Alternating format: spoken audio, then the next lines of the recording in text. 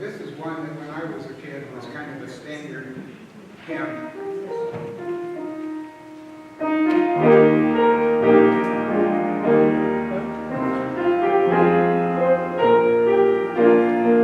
Standard rock, whichever you feel most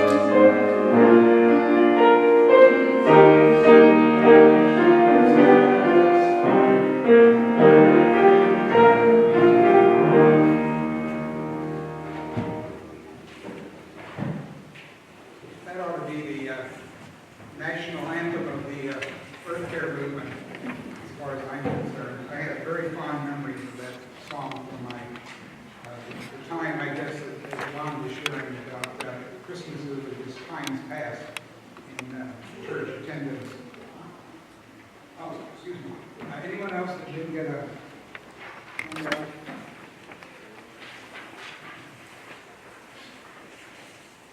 Well, today is going to be a little bit of a divergent direction for us in Earth Care focus.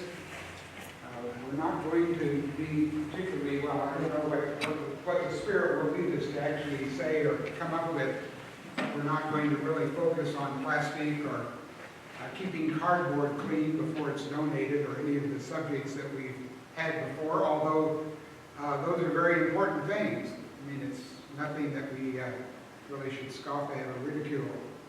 That's a very important part of Earth Care stewardship, recycling and reuse and all the other things that go along with that. As we gather, though, let us focus next on our opening prayer. If you'll join me in prayer. Our gracious and loving God, we give you thanks for this day. We give you thanks for calling us to this place and for those that have responded. Thank you for those that are interested in the subject, and even more so, dear God, send your Spirit to help us know what to do and how to do it more effectively. We give you praise and honor for all the world and all the wonderful things in the world that you have created. These things we pray through our Lord and Savior, Jesus Christ. Amen. Okay, there's a brief agenda at the top, and we are going to be working our way through this. As you see from the title on your handout, Why Climate Change is a Threat to Human Rights. 2 weeks ago, I was focused on a very short part of what the video is talking about, and I really had not gotten into it deeply enough, I must admit, to really focus on the meat of what today's video is going to be leading us through. But it's going to be rather challenging. It's a subject that we either haven't been exposed to, or we just, as 21st century Americans, are being led in ways that are different from what this particular presenter is going to focus us on. But I think it's very important, and it's something that we do need to be aware of, and to try and make it part of our thinking at least, and hopefully something that we can become part of the mob to help bring Earth Care matters to a successful conclusion, or focus on the climate change in a more successful way. So, Sharon, it's in your hands.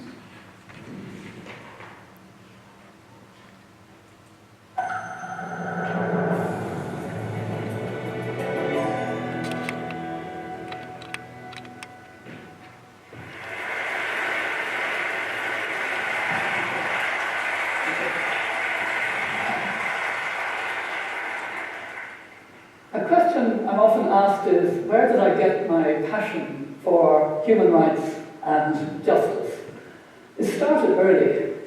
I grew up in the west of Ireland, wedged between four brothers, two older than me and two younger than me. So of course I had to be interested in human rights and equality and justice and using my elbows. And those issues stayed with me and guided me. And in particular, when I was elected the first woman President of Ireland from 1990 to 1997, I dedicated my presidency to having a space for those who felt marginalised on the island of Ireland and bringing together communities from Northern Ireland with those from the Republic, trying to build a peace. And I went as the first Irish president to the United Kingdom and met with Queen Elizabeth II and also welcomed to my official residence, which we call Áras an Uachtaráin, the house of the president, members of the royal family, including notably the Prince of Wales. And I was aware that at the time of my presidency, Ireland was a country beginning a rapid economic progress. We were a country that was benefiting from the solidarity of the European Union. Indeed, when Ireland first joined the European Union in 1973, there were parts of the country that were considered developing, including my own beloved native, County Mayo. I led trade delegations here to the United States, to Japan, to India, to encourage investment, to help to create jobs, to build up our economy, to build up our health system, our education, our development. What I didn't have to do as president was buy land on mainland Europe so that Irish citizens could go there because our island was going underwater. What I didn't have to think about either as president or as a constitutional lawyer was the implications for the sovereignty of the territory because of the impact of climate change. But that is what President Tong of the Republic of Kiribati has to wake up every morning thinking about. He has bought land in Fiji as an insurance policy, what he calls migration with dignity, because he knows that his people may have to leave their islands. As I listened to President Tong describing the situation, I really felt that this was a problem that no leader should have to face. And as I heard him speak about the pain of his problems, I thought about Eleanor Roosevelt. I thought about her and those who worked with her on the Commission on Human Rights, which she chaired in 1948, and drew up the Universal Declaration of Human Rights. For them, it would have been unimaginable that a whole country could go out of existence because of human-induced climate change. I came to climate change not as a scientist or an environmental lawyer, and I wasn't really impressed by the images of polar bears or melting glaciers. It was because of the impact on people and the impact on their rights to food and safe water, health, education, and shelter. And I say this with humility because I came late to the issue of climate change. When I served as UN High Commissioner for Human Rights from 1997 to 2002, climate change wasn't in front of my mind. I don't remember making a single speech on climate change. I knew that there was another part of the United Nations, the UN Convention on Climate Change, that was dealing with the issue of climate change. It was later, when I started to work in African countries on issues of development and human rights, and I kept hearing this pervasive sentence, "Oh, but things are so much worse now. Things are so much worse." And when I explored what was behind that, it was about changes in the climate shocks, changes in the weather. I met Constance O'Kellett who had formed a women's group in eastern Uganda. And she told me that when she was growing up, she had a very normal life in her village, and they didn't go hungry. They knew that the seasons would come as they were predicted to come. They knew when to sow, and they knew when to harvest, and so they had enough food. But in recent years, at the time of this conversation, they had nothing but long periods of drought, and then flash flooding, and then more drought. The school had been destroyed, livelihoods had been destroyed, their harvest had been destroyed. She formed this women's group to try to keep her community together. And this was a reality that really struck me, because of course Constable Kellett wasn't responsible for the greenhouse gas emissions that were causing this problem. Indeed, I was very struck about the situation in Malawi in January of this year. There was an unprecedented flooding in the country. It covered about a third of the country. Over 300 people were killed, and hundreds of thousands lost their livelihoods. And the average person in Malawi emits about 80 kilograms of CO2 a year. The average US citizen emits about 17.5 metric tons. So those who are suffering disproportionately don't drive cars, don't have electricity, don't consume very significantly, and yet they are feeling more and more the impacts of the changes in the climate, the changes that are preventing them from knowing how to grow food properly and knowing how to look after their future. And I think it was really the importance of the injustice that really struck me very forcibly.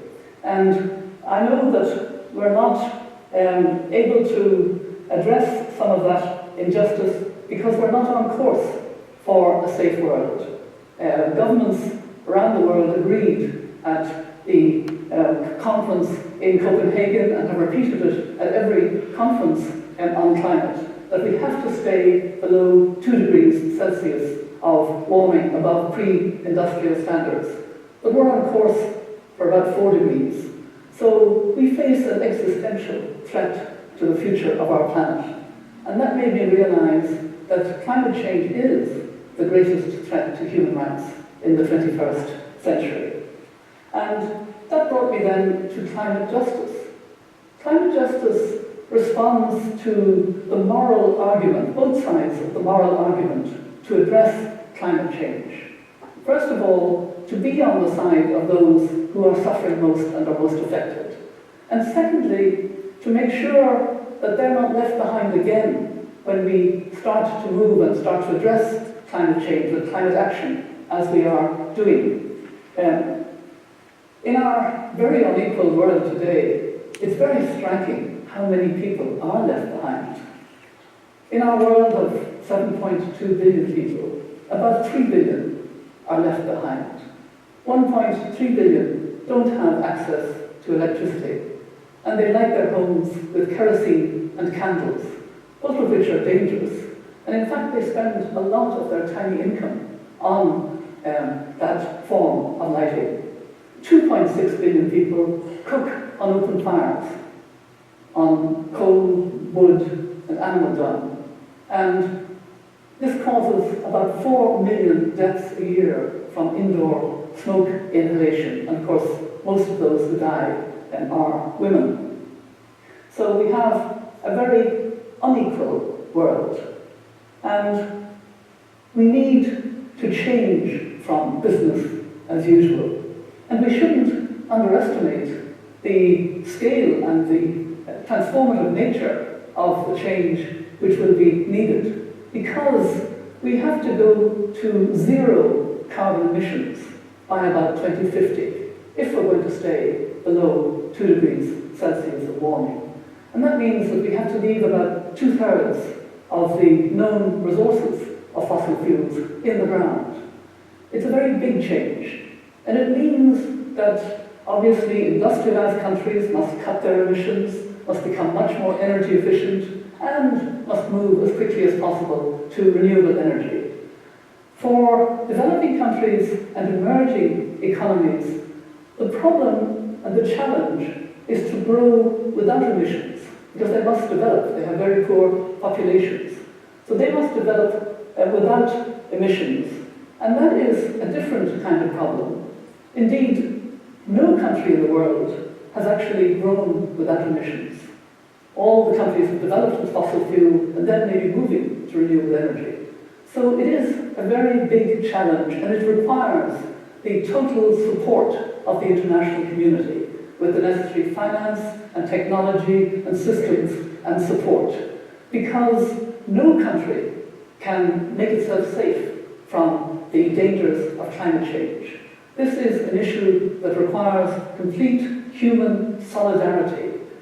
Human solidarity, if you like, based on self-interest, because we are all in this together, and we have to work together to ensure that we reach zero carbon by 2050. The good news is that change is happening, and it's happening very fast. Here in California, there's a very ambitious emissions target to cut emissions. In Hawaii, they're passing legislation to have 100% renewable energy by 2045. And governments are very ambitious around the world. In Costa Rica, they have committed to be carbon neutral by 2021. In Ethiopia, the commitment is to be carbon neutral by 2027. Apple have pledged that their factories in China will use renewable energy. And there is a race on at the moment to convert electricity from tidal and wave power in order that we can leave the coal in the ground. And that change is both welcome and is happening very rapidly, but it's still not enough, and the political will is still not enough. Let me come back to President Tong and his people in Kiribati. They actually could be able to live on their island and have a solution, but it would take a lot of political will. President Tong told me about his ambitious idea to either build up or even float the little islands where his people live. This, of course, is beyond the resources of Kiribati itself. It would require great solidarity and support from other countries, and it would require the kind of imaginative idea that we bring together when we want to have a space station in the air. But wouldn't it be wonderful to have this engineering wonder and to allow a people to remain in their sovereign territory and to be part of the community of nations? That is the kind of idea that we should be thinking about. Yes, the challenges of the transformation we need are big, but they can be solved. We are actually, as a people, very capable of coming together to solve problems. I was very conscious of this as I took part this year in commemoration of the 70th anniversary of the end of the Second World War in 1945. 1945 was an extraordinary year. It was a year when the world faced what must have seemed almost insoluble problems.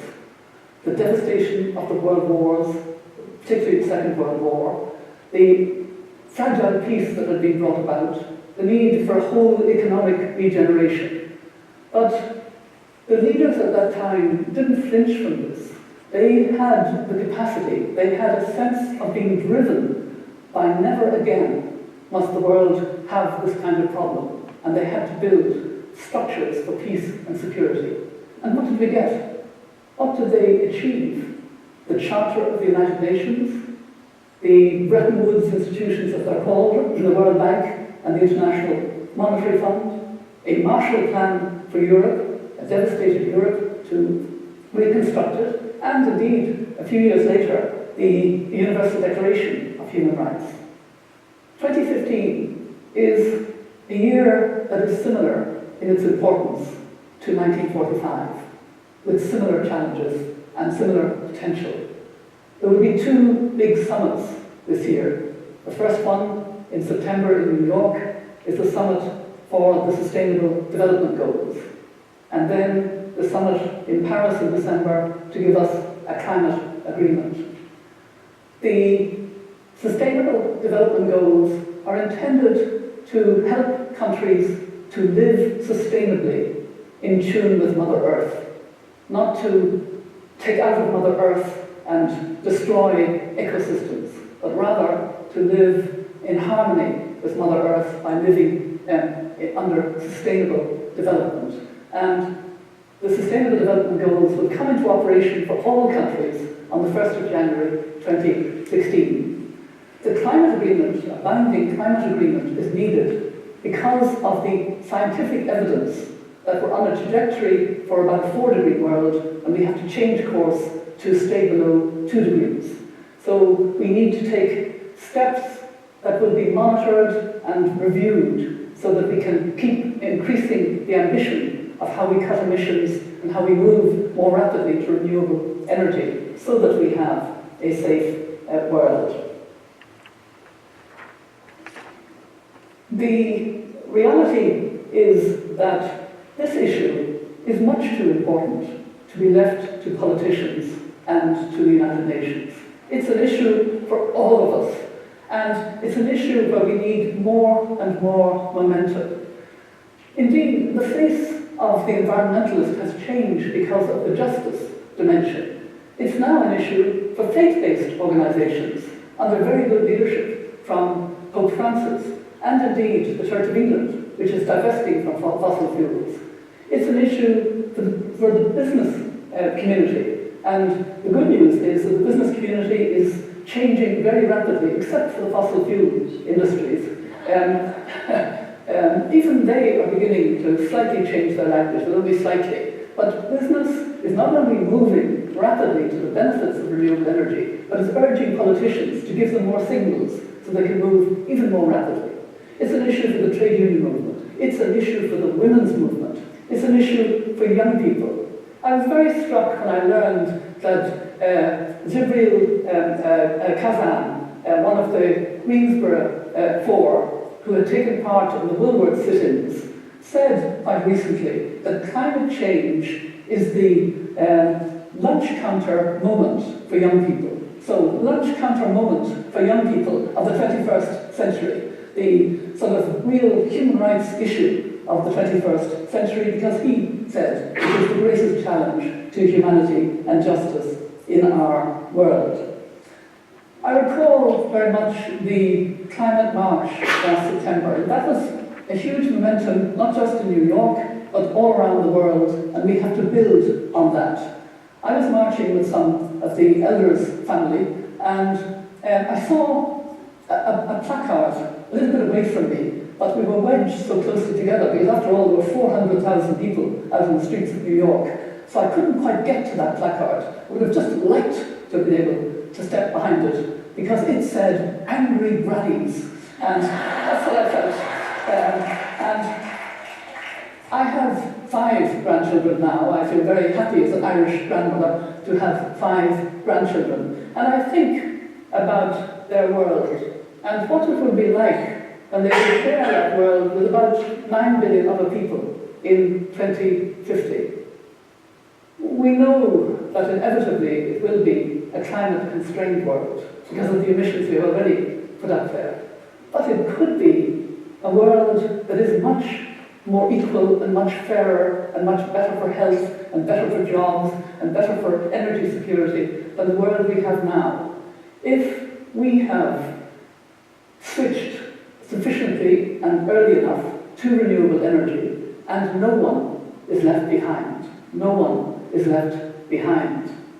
And just as we've been looking back this year, in 2015 to 1945, looking back 70 years, I would like to think that they will look back, that world will look back 35 years from 2050, 35 years to 2015, and that they will say, weren't they good to do what they did in 2015? We really appreciate that they took the decisions that made a difference and that put the world on the right pathway, and we benefit now from that pathway. That they will feel that somehow we took our responsibilities.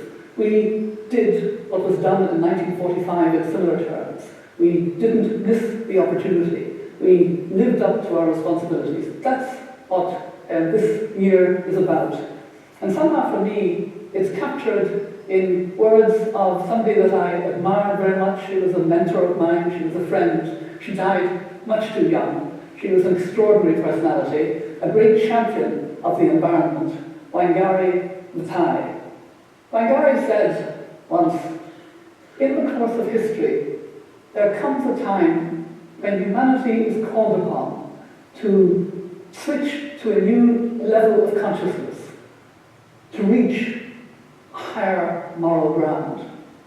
And that's what we have to do. We have to reach a new level of consciousness, a higher moral ground. And we have to do it this year in those two big summits. And that won't happen unless we have the momentum from people around the world who say, we want action now, we want to change course, we want a safe world for future generations, a safe world for our children and our grandchildren. And we're all in this together. Thank you.